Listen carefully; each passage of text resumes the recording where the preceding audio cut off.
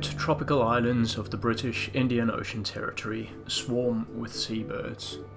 These are the only strips of dry land in thousands of kilometres and are vital nesting habitat.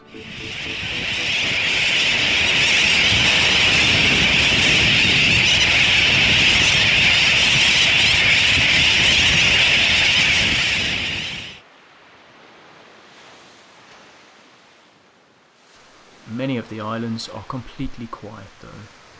There is no sign of bird life in the trees or in the air. Where have the birds gone? A closer look at the islands is revealing. So if we go back 500 years in the Chagos Archipelago, man hadn't arrived here and all of these islands would have been native tree, native forest.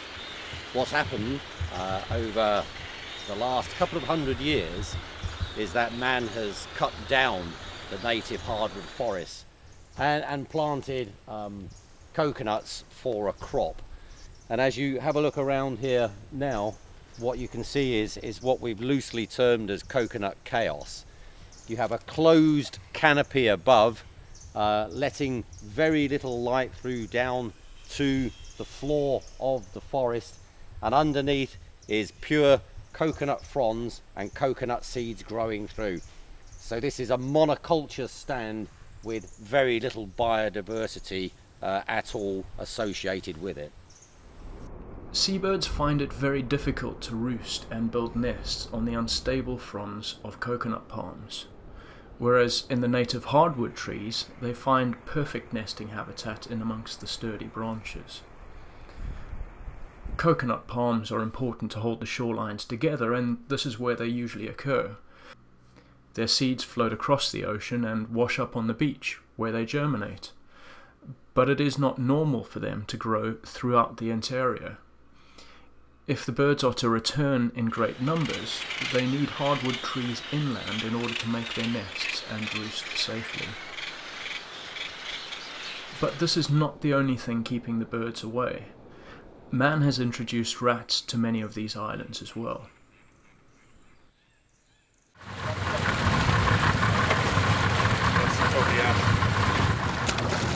So we've landed on the island today to basically do a reconnaissance, check the island for the vegetation types we've got here, the size of the island for a start.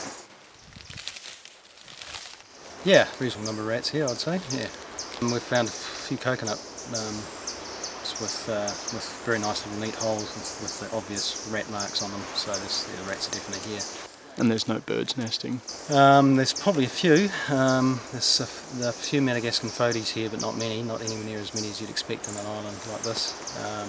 And seabird numbers should be quite a bit higher than this. There's a few noddies and white terns, but should be a lot more than this, yeah. Rats harass nesting seabirds, eating eggs, killing chicks. Not only for the ground nesting species, but those in the trees as well. As a result, most islands with rats on them have been abandoned by seabirds. It is the combination of these two human introductions, rats and coconut monocultures, that have made about half of the islands in Chagos unsuitable for bird nesting. Fortunately, neither of these problems are irreversible. For several years now, a forest rehabilitation pilot project has been on in 3 different locations. The first location is shown shortly after it was started. This is a takamaka sapling that we placed in. Looks as though the crabs have been at the bottom of that burrowing. As you can see, if you look around, we've clear felled the coconut plantation, and there's 2 things that we're doing on the planting side. We're actually bringing saplings in and planting them up as we did at the northern site, and of course we're bringing seeds from elsewhere around the island and literally just throwing them round and letting them naturally recolonise. Now that site was shown shortly after the initial clearance of coconuts. The second site still needs management, but is already showing promising signs of native regrowth. So how long have you been at this site? For the last just over 2 years. But you know, the benefits are coming through. You know, here we have these Barringtonias sprouting quite nicely. You see in some of the other areas the native herbs are coming back to give ground cover, and again, once the native herbs are here, that stops the Pipturus growing up through. It inhibits their growth, it blocks off the light for them. And again, active management. These are coconut seeds that have been collected from under the old trees themselves. But as you can see, they're really resilient nuts, and even though we pulled them, thrown them, they're still clinging on, and they'll root again. But again, that's part of the active management that we have to do. As time goes on, less and less oversight is needed, and after another year or so, the real results of such efforts becomes apparent. If you're looking forward there, that's quite a wonderful view of how the rehabilitation of this area is going. You've got naturally occurring morindas there. You can see some big Tacamacas and Barringtonias coming through, and if we have a look, there's a really lovely small glade of Insia that we planted that's now maturing and can be left alone. This understory is a mixture of 3 or 4 native herbs, and again, the good part about this is bringing back some of the native insects onto the flowering plants, butterflies as well. Beneath the monoculture canopy of coconut plantations, other native plants like these will not grow. This is the full biodiversity of the island vegetation coming back. And this is 3 years growth, so that literally was a seed about that big planted, and there we are in this sunshine with lots of rain. It's just great growing conditions for them, given the chance. When these trees re-establish themselves and grow old, spreading their limbs wide over the ground, seabirds can return in great number. Tens of thousands of birds can be present in a couple of acres of native hardwood forest. The deathly quiet of coconut groves is in stark contrast. These rehabilitation sites are already on the way to providing what is needed to bring these birds back.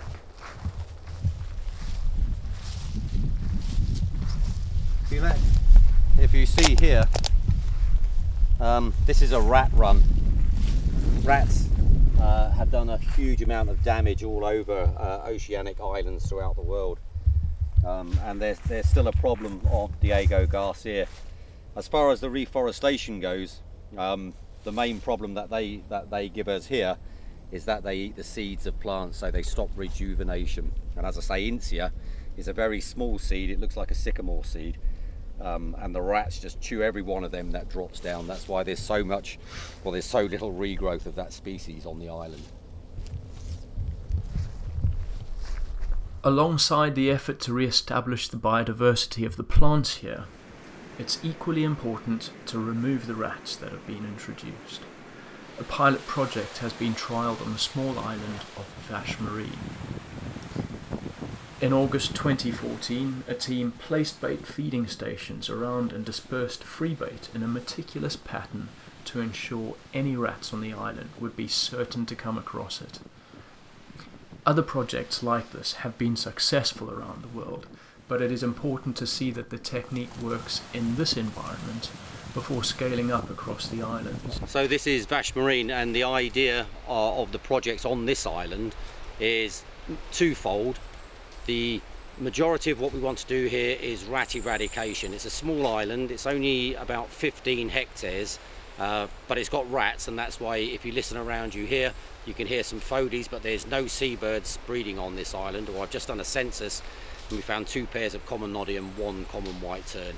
On an island this size with no rats on, as you've seen elsewhere around the Chagos, there should be a couple of thousand seabirds, or there could potentially be a couple of thousand seabirds here.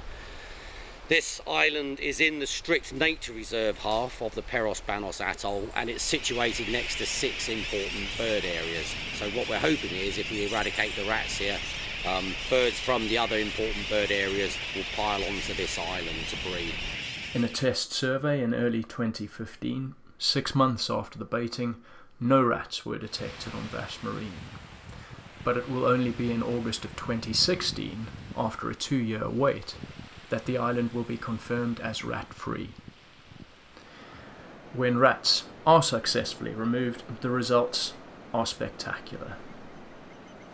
Eradicating rats, you'll get an increase in insects, plant life, because the seedlings and seeds will come away, and with a bit of plant management you'll definitely get an increase in diversity in seabirds. major change. So pilot projects have been conducted on 2 islands in Chagos, testing out forest rehabilitation and rat removal. The idea now is to expand these efforts throughout the territory. Before this can be done, more information is needed though. Experts need to look over the islands to see what is required to most effectively improve the terrestrial habitats there. An expedition is planned in August 2016 to achieve this. The Chagos Atoll Restoration Expedition will consist of plant, bird and habitat specialists. Together they will survey the archipelago to see how best to revive native vegetation, remove rats and bring the seabirds back to all the islands of the Chagos.